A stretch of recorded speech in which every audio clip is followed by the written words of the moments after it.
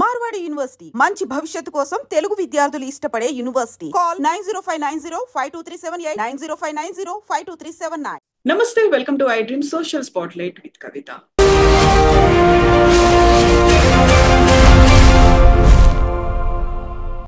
India Pakistan మధ్య ఉద్రిక్తతలు చల్లారాయి. అందుకు సంబంధించి కాల్పుల విరమణ ఒప్పందాన్ని ఇరు దేశాలు పాటిస్తున్నాయి.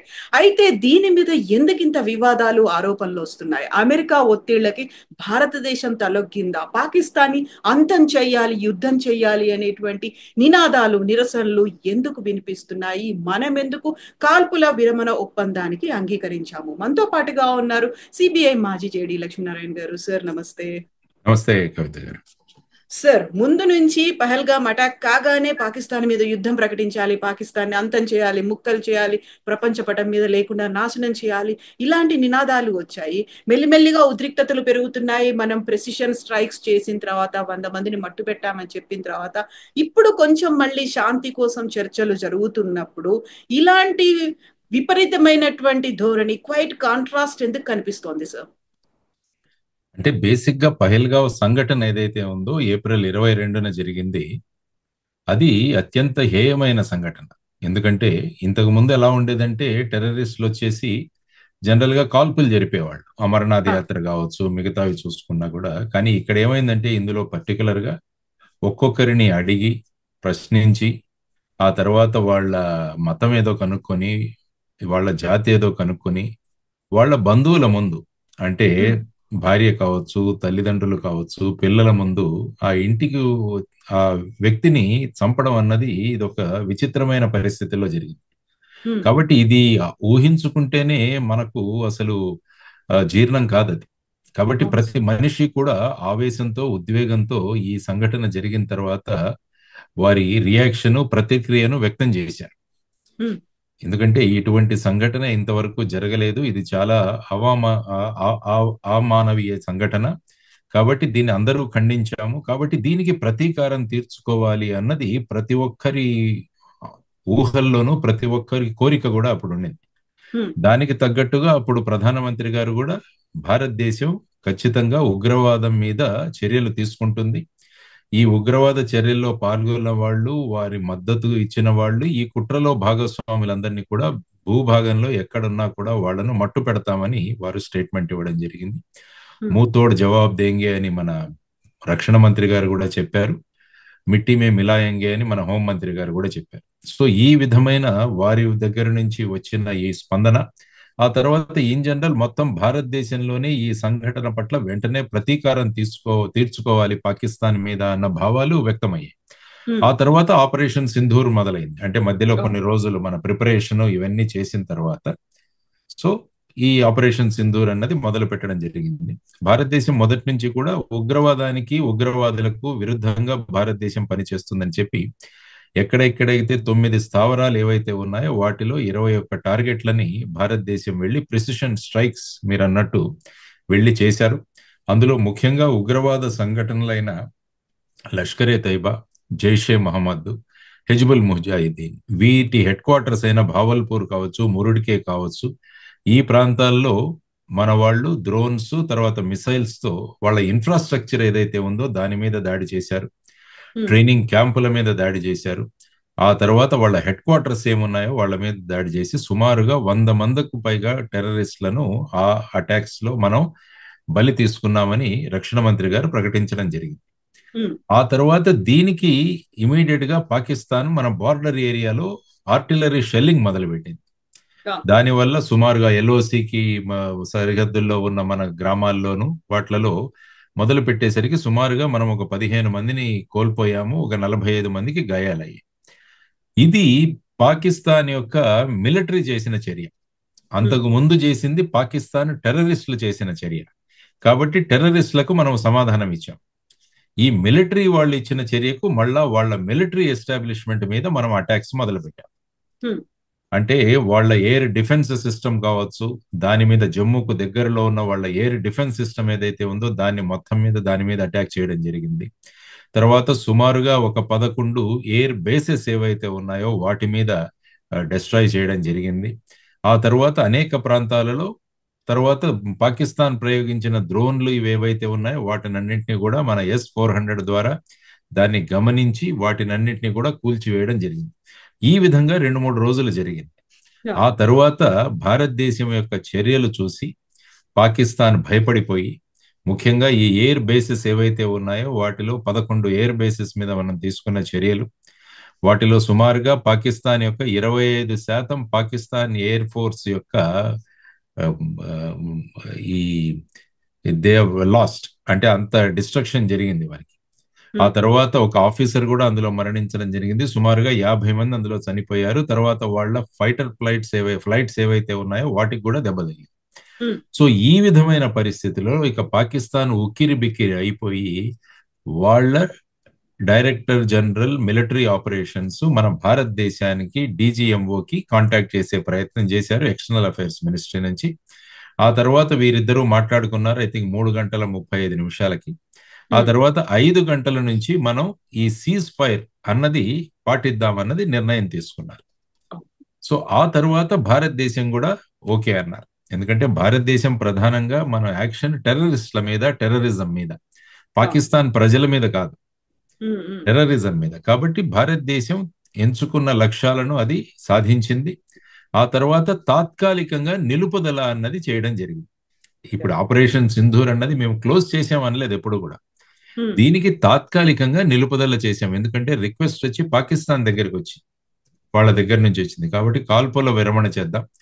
ఆ తర్వాత మన బార్డర్లో మోహరించిన సైన్యాలు ఏవైతే ఉన్నాయో వాటిని మళ్ళా ఏప్రిల్ 30 తర్వాత బేస్ స్టేషన్స్ కి మళ్ళా తీసుకువెళదాం అన్నది ప్రాథమికంగా వాళ్ళు మాట్లాడుకున్నట్టు తెలిసింది. ఇది మనకు ఓవరాల్ గా ఆలోచించాల్సిన పరిస్థితులు.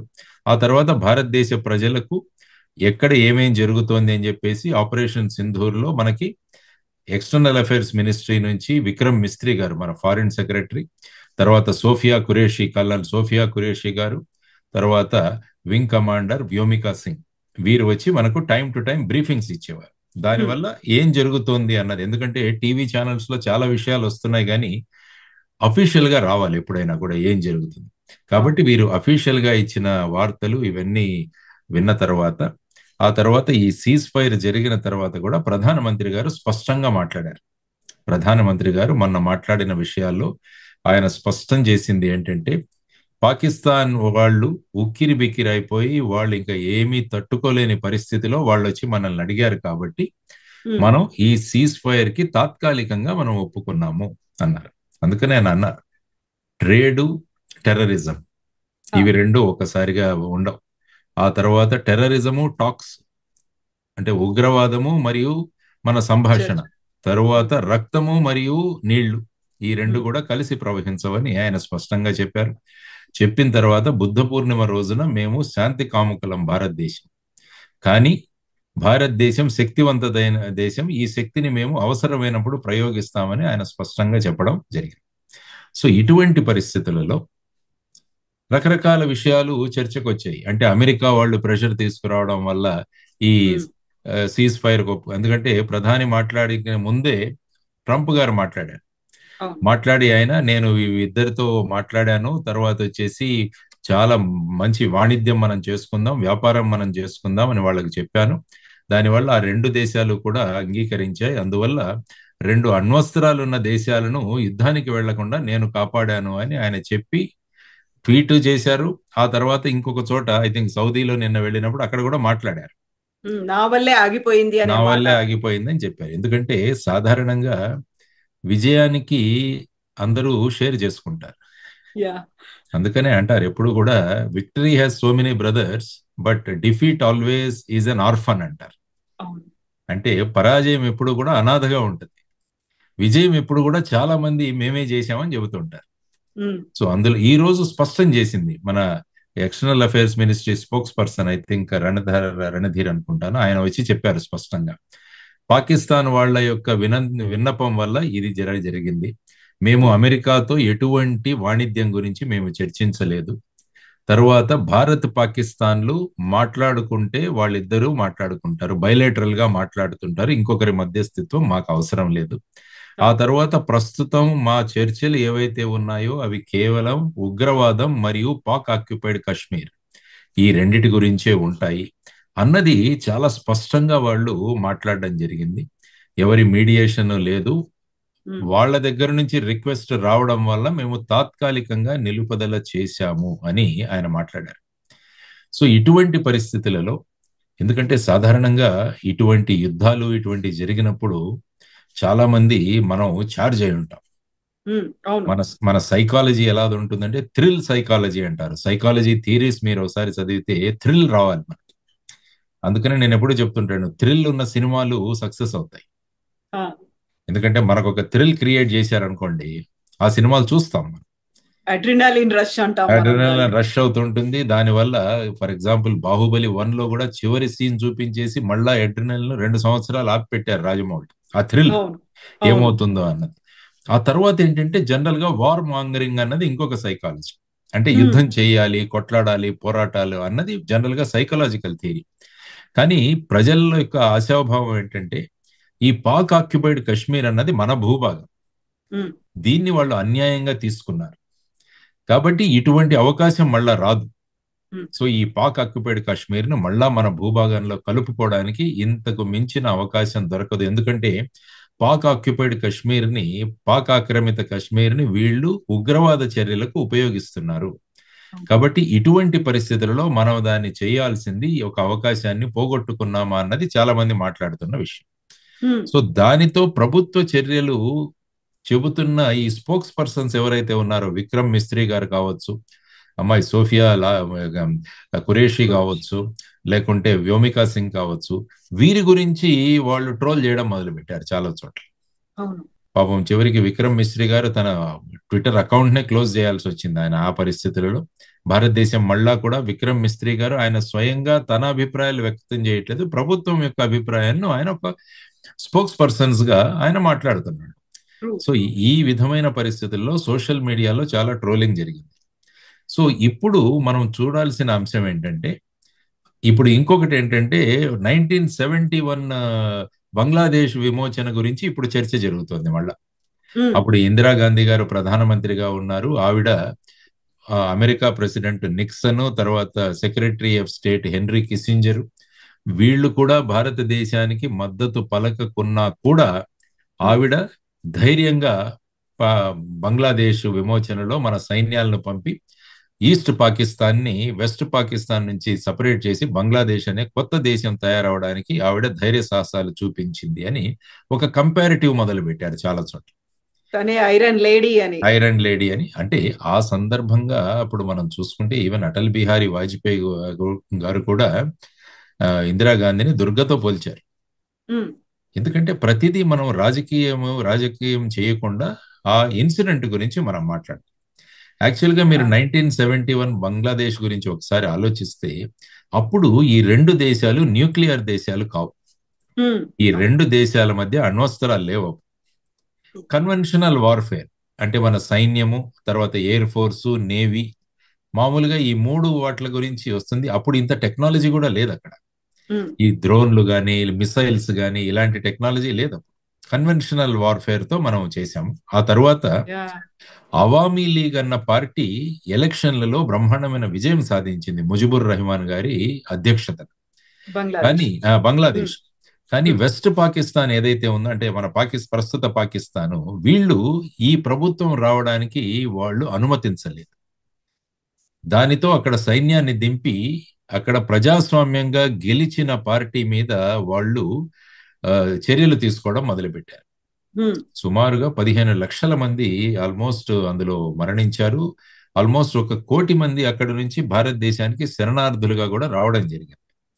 సో ఇటువంటి పరిస్థితులలో భారతదేశం ఏమి చేయాలి అని అప్పటి ప్రధాని ఇందిరాగాంధీ గారు అనేక దేశాలను విజిట్ చేశారు. చేసి అక్కడ వాళ్ళ మద్దతును కూడగట్టుకోవడానికి ప్రయత్నించారు. కానీ అమెరికా నుంచి మద్దతు రాలేదు. అప్పుడు రష్యాతో వెళ్ళి ఇందిరాగాంధీ గారు మాట్లాడి రష్యా భారతదేశానికి తోడుగా నిలిచింది. ఎందుకంటే రష్యా అటు చైనా పాకిస్తాన్తో ఉంది కాబట్టి రష్యా భారతదేశంతో ఉంది. ఆ తర్వాత అది వింటర్ కాబట్టి డిసెంబర్లో జరిగింది ఈ యుద్ధం. ఏదైతే 3వ తారీఖున మనం వెళ్ళాం అక్కడికి, 3వ తారీఖున వెళ్ళాం. అప్పుడు ఏంటంటే మంచి వింటర్. ఆ సమయంలో అప్పుడు చైనా సైన్యం హిమాలయాలు దాటి రావడానికి చాలా కష్టతరమైన పరిస్థితి. అందుకనే ఆ కాలంలో army general Sam Manik Shah గారు, ఆయన ఇందిరాగాంధీ గారు మార్చిలోనే అక్కడికి వెళదామని చెప్పారు. కానీ శామ్ మానిక్ షా ఏమన్నారంటే ఇది సరి అయిన సమయం కాదు, ఎప్పుడైతే వింటర్ మొదలవుతుందో ఆ సమయంలో వెళదాం మనము. ఎందుకంటే ఆ తర్వాత ఇప్పుడే వెళితే బంగ్లాదేశ్ లో వానలు ఉంటాయి, వర్షాలు పడతాయి, అది మనము ఆపరేట్ చేయలేం, ఎందుకంటే కొత్త భూభాగం మరి. ఆ తర్వాత ఇవన్నీ ఆలోచించుకొని డిసెంబర్ 3న అక్కడ అడుగుపెట్టి 13 రోజుల్లో 94,000 పాకిస్తాన్ ఆర్మీని మనం శరణాగతులుగా చేసుకున్నాం. అటు వెస్ట్ సైడ్ లోనూ జరిగింది యుద్ధం, సుమారుగా 12 మన నగరాల మీద పాకిస్తాన్ వాళ్ళు ఎయిర్ ఫోర్స్ వచ్చి యాక్షన్ తీసుకోవడం జరిగింది. ఆ తర్వాత వచ్చేసి ఈస్ట్ సైడ్ న కూడా మీరు చూస్తే విశాఖపట్నం దగ్గర గాజీ అని ఒక యుద్ధ నౌక సబ్మెరైన్ కూడా వచ్చి అక్కడ మొత్తం విశాఖపట్నాన్ని అంతం చేయడానికి ప్రయత్నించారు. సో దాని మీద కూడా మనం నేవీ ద్వారా చర్యలు తీసుకున్నాం.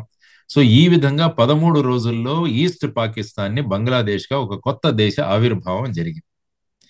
అక్కడ ఏంటంటే ముఖ్యంగా మనం చూసుకోవాల్సింది, అక్కడ ప్రజలే ప్రభుత్వానికి ఆర్మీకి వ్యతిరేకంగా అప్పుడు తయారై ఉన్నారు. వారికి మద్దతుగా భారతదేశ సైన్యం నిలిచింది. అంటే ఏదైనా భూభాగం ఆక్యుపై చేసుకోవాలి, లేకుంటే వాటిని విమోచన చేయాలంటే ఆ ప్రజల మద్దతు అన్నది చాలా అవసరం. ఇప్పుడు దాన్నే మనం ఇక్కడికి అన్వయించుకుంటే పిఓకేకి, ప్రస్తుతం పిఓకేలో ఉన్న ప్రజలను పాకిస్తాన్ ప్రభుత్వం గాని ఈ ఉగ్రవాద సంస్థలు గాని భారత్కు వ్యతిరేకంగా వాళ్ళని తయారు చేశారు. అందువల్ల అక్కడ మనకు వెళ్ళి అక్కడ ప్రజల మద్దతు దొరుకుతుంది అని అనుకునే పరిస్థితి లేదు అక్కడ. ఈ మధ్య మొదలైంది.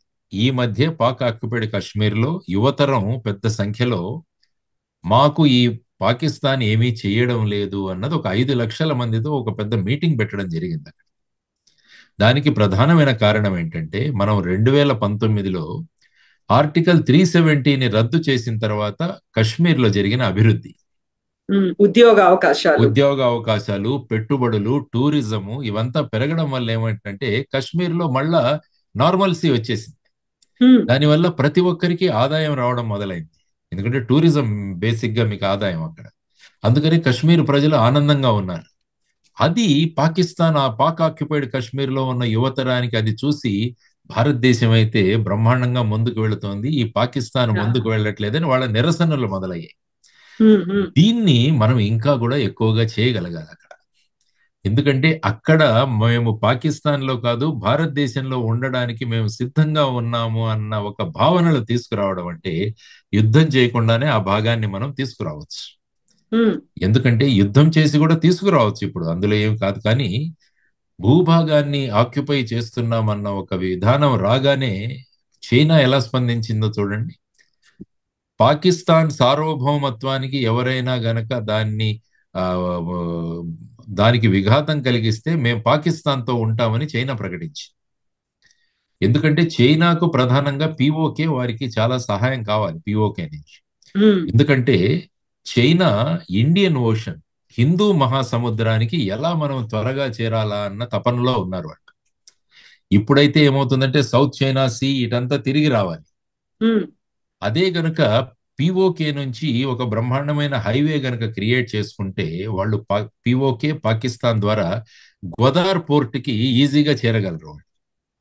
అక్కడ నుంచి డైరెక్ట్ గా హిందూ మహాసముద్రంలోకి వెళ్ళగలరు. కాబట్టి వాళ్ళ వ్యాపారం చాలా ముఖ్యం వాళ్ళకి. అందువల్ల మేము పాకిస్తాన్తో ఉంటాం, పిఓకే మీద భారతదేశం ఏమైనా చేస్తే మేము పాకిస్తాన్ కు మద్దతుగా ఉంటామని చెప్పి వాళ్ళు ప్రకటించడం జరిగింది. తర్వాత రెండవ ముఖ్యమైన విషయం ఏంటంటే అణ్వస్త్రాలు అన్నది కూడా మనం ఆలోచించాలి. ఇప్పుడు ప్రధాని స్పష్టంగా చెప్పారు, మా దగ్గర అణ్వస్త్రాలు ఉన్నాయి, మమ్మల్ని బ్లాక్మెయిల్ చేయొద్దు అని ఆయన స్పష్టంగా చెప్పారు.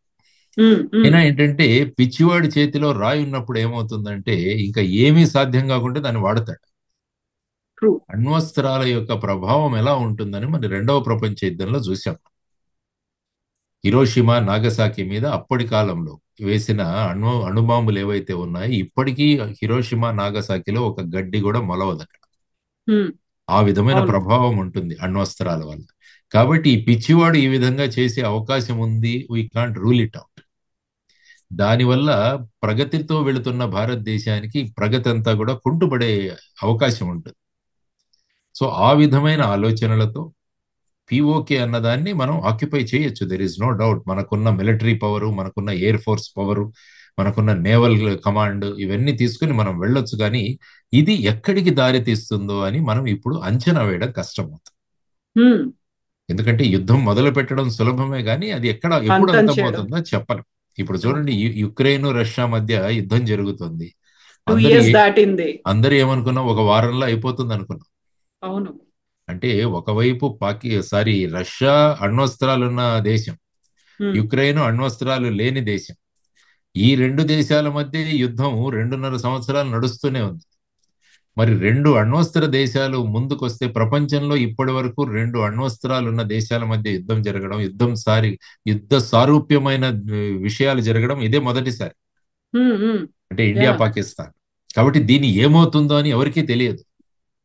సో అటువంటి పరిస్థితులలో మనం ఏం చేయాలి అన్న ధోరణిలో చూసుకొని, పాకిస్తాన్ డీజీఎంఓ నుంచి రాగానే మన భారతదేశం కూడా మేము తాత్కాలికంగా ఆపరేషన్ సింధూర్ని నిలుపుదల చేస్తున్నాము. ఇది ముగించడం లేదు, మనం ఓన్లీ ఒక విరామం. మన ఇంటర్వెల్ లాగా, సినిమాలో ఒక ఇంటర్వెల్ లాగా పెట్టాం.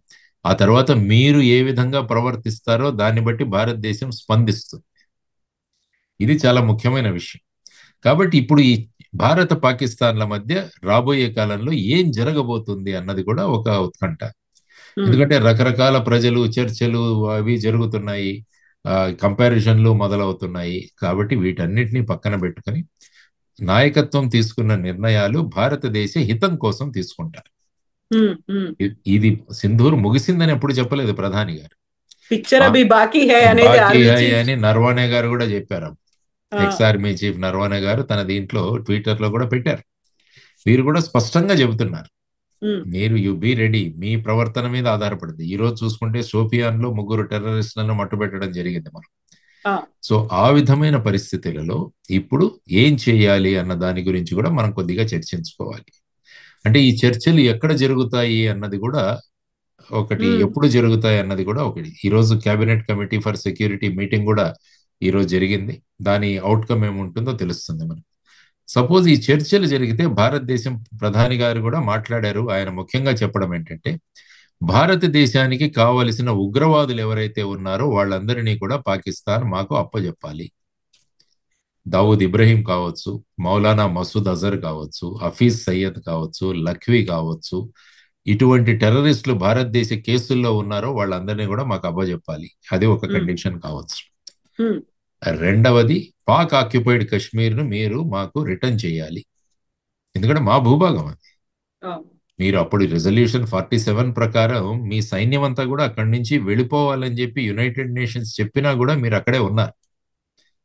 కాబట్టి దాన్ని బట్టి మీరు వెళ్ళిపోవాలి. సో ఇటువంటివి పాక్ ఆక్యుపైడ్ కశ్మీర్ నుంచి ఈ విధంగా మాట్లాడచ్చు.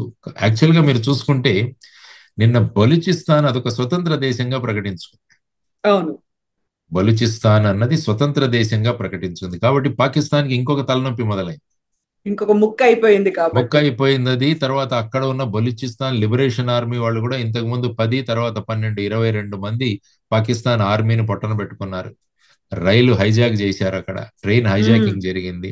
8 మంది చైనీస్ ఇంజనీర్లను వాళ్ళు అక్కడ జరుగుతున్న కార్యక్రమాల్లో, వాళ్ళ అభివృద్ధి కార్యక్రమాల్లో అక్కడ కూడా వాళ్ళ మీద అటాక్ చేయడం జరిగింది. కాబట్టి ఇంకొక ఫ్రంట్ ఓపెన్ అయింది పాకిస్తాన్. అంటే వాళ్ళతో బిజీగా ఉంటారు. సో ఇటువంటి పరిస్థితులు మనకున్నాయి. కాబట్టి మనం ఇంకొకటి ఏం చేసామంటే, Jammu and Kashmir reorganisation act 2019లో పాక్ ఆక్యుపైడ్ కశ్మీర్కి 24 ఎమ్మెల్యే సీట్లను మనం అలాట్ చేసాం. ఇప్పుడు మీరు జమ్మూ అండ్ కాశ్మీర్ అసెంబ్లీ చూస్తే 24 సీట్లు వేకెంట్లుగా ఉన్నాయి. ఎన్నికలు జరగలేదు ఇంకా. ఎందుకంటే మనది పాక్ ఆక్యుపైడ్ కశ్మీర్ మన భూభాగం. కాబట్టి ఆ భూభాగానికి 24 ఎమ్మెల్యేలు మేము ఆల్రెడీ పెట్టున్నాం ఇందులో. కాబట్టి దాన్ని తీసుకుంటాం, ఆ 24 ఎమ్మెల్యేలు అక్కడి నుంచి వస్తారు అన్నది మన ఆశాభావం. కాబట్టి అది ఎప్పటికైనా భారతదేశంలో రావాల్సిందే. కాబట్టి ఇప్పుడు భారతదేశం ఏం చేయొచ్చు అంటే, పిఓకే గవర్నమెంట్ ఇన్ ఎక్సైల్ అని మొదలు పెట్టచ్చు. అంటే అజ్ఞాతంలో పాక్ ఆక్యుపైడ్ కాశ్మీర్ ప్రభుత్వం. అంటే ఇంతకుముందు ఎల్టీటీ వాళ్ళు శ్రీలంకలో ఉండేవారు. యా. వాళ్ళు ఏం చేశారంటే ఐ థింక్ ఐర్లాండ్ లో వాళ్ళు ఎల్టిటి గవర్నమెంట్ ఇన్ ఎక్సైల్ అని అక్కడ గవర్నమెంట్ ఉండేది. అక్కడ ఐ థింక్ యాంటోనీ బాలసింగం అని ఆయన అక్కడ ఉండేవాడు. ఓకే. సో ఆ విధంగా మనం కూడా ఒక PoK government in exile or PoK MLAs in exile అన్నది మొదలు పెట్టుకొని అక్కడి నుంచి ఎవరైనా మద్దతు ఇస్తున్న వాళ్ళు ఉంటే వాళ్ళని డైరెక్ట్ గా అపాయింట్ చేయొచ్చు. అంటే భారతదేశం యొక్క భావాలను పిఓకేలో వీళ్ళు తీసుకెళ్తారు ముందుకి. అక్కడ ప్రజాభిప్రాయాన్ని కూడగడతారు. యా. కూడగట్టి భారతదేశానికి మద్దతుగా అక్కడ వాతావరణాన్ని సృష్టిస్తారు. ఆ తర్వాత భారతదేశంలో పిఓకే కలిసిపోతుంది. సో ఈ విధమైన చర్యలు అన్నవి రాబోయే కాలంలో జరుగుతాయన్నది నా అంచనా. ఎందుకంటే ఆ ప్రదేశాన్ని మనకు అనుకూలంగా తయారు చేసుకోవాలి, ట్యూన్ చేసుకొని ప్రజల్ని మన ట్యూన్ వైపు చేసుకోవాలి. తిప్పుకునే. ఎస్, ఎందుకంటే అప్పుడు 47 రిజల్యూషన్ లో మీరు చూస్తే అక్కడ ప్లెబిసైడ్ జరపాలి, ప్రజా అభిప్రాయ సేకరణ జరగాలని పెట్టారు. సో ఇన్ కేస్ అక్కడి వరకు వెళితే ఆ భూభాగంలో ఉన్న ప్రజలందరూ మేము భారతదేశంలో ఉంటామంటే ఆటోమేటిక్ గా మన దేశానికి వచ్చేస్తుంది. సో ఈ విధమైన పరిస్థితులలో భారతదేశం ఏ విధంగా ముందుకు వెళ్ళబోతుంది అన్నది మనం అందరం కూడా వేచి చూడాల్సిన ఒక విషయం. సో అందుకనే ప్రజలకు మీ ద్వారా నేను తెలియజేస్తున్నది ఏంటంటే ఆపరేషన్ సింధూర్ అన్న దాన్ని మనము క్లోజ్ చేయలేదు, జస్ట్ ఒక బ్రేక్ ఇచ్చున్నాం మధ్యలో. సో ఆ తర్వాత పాకిస్తాన్ ఏ విధంగా ప్రవర్తిస్తుందో దాన్ని బట్టి భారతదేశం యొక్క ప్రతిచర్యలు ఉంటాయి అన్నది మనం అందరం కూడా గమనించాల్సిన అంశం. కాబట్టి సోషల్ మీడియా మన దగ్గర ఉంది కదా అని ఇష్టం వచ్చినట్టు కామెంట్లు పెట్టడం ఇవన్నీ కూడా కరెక్ట్ కాదు. కీబోర్డ్ తో యుద్ధాలు చేసేస్తున్నాము. సార్ అయితే సార్ ఇప్పుడు సీజ్ ఫైర్ కి సంబంధించి ఒక ఒప్పందం కుదుర్చుకున్నప్పటికీ అడపాదడపా షెల్లింగ్లు అనేవి అవుతున్నాయి. అక్కడ ఉన్నటువంటి అవుట్స్కట్స్ లో ఉన్నటువంటి స్థానికులు ఆ బాంబుల శబ్దాల్ని వింటున్నారు. అలాంటప్పుడు పాకిస్తాన్ అంత వైలేట్ చేస్తున్నప్పుడు మనం ఎందుకు బుద్ధిగా ఇలాంటి ఒప్పందం కుదుర్చుకున్నాము, సైలెంట్ గా ఉంటున్నాము అనేటువంటి ఒక మాట కూడా సార్. సాధారణంగా ఎలా ఉంటుందంటే బార్డర్ దగ్గర కవ్వింపు చర్యలు అన్నవి ఇది గవర్నమెంట్ లెవెల్ నుంచి జరగవు మామూలుగా. అక్కడ లోకల్ గా ఉన్న కొంతమంది ఒకడు నిల్చుకొని వాడు ఫైర్ చేస్తాడు, దానికి మనం రిప్లైస్ ఇది అయితే సర్వసాధారణంగా జరుగుతూనే ఉంటుంది. కానీ మొన్న చూసాం మనం ఎల్ఓసి మొత్తం మీద ఆర్టిలరీ షెల్స్ తో ఫైరింగ్ చేయడం. అదేంటంటే మిలిటరీ కమాండ్ వల్ల జరిగిన ఆపరేషన్. సాధారణంగా ఏంటంటే చిన్న చిన్న పోస్టులు ఉంటాయి బార్డర్ పక్కనంతా, వాళ్ళు ఫ్రస్ట్రేషన్ లో ఉంటారు. ఆ ఫ్రస్ట్రేషన్ లో ఎవడో ఒకడు ఫైర్ ఓపెన్ చేస్తాడు చిన్న స్మాల్ ఆర్మ్స్. అప్పుడు మనం రిప్లై ఇస్తాం. దానివల్ల ఏంటంటే పెద్దగా మనకు ఏమాత్రం ఇది అవ్వదు, మనకి ఏ విధమైన ఎఫెక్ట్ ఉండదు. ఊరికే మేమున్నాం అని చూపించుకోవడానికి.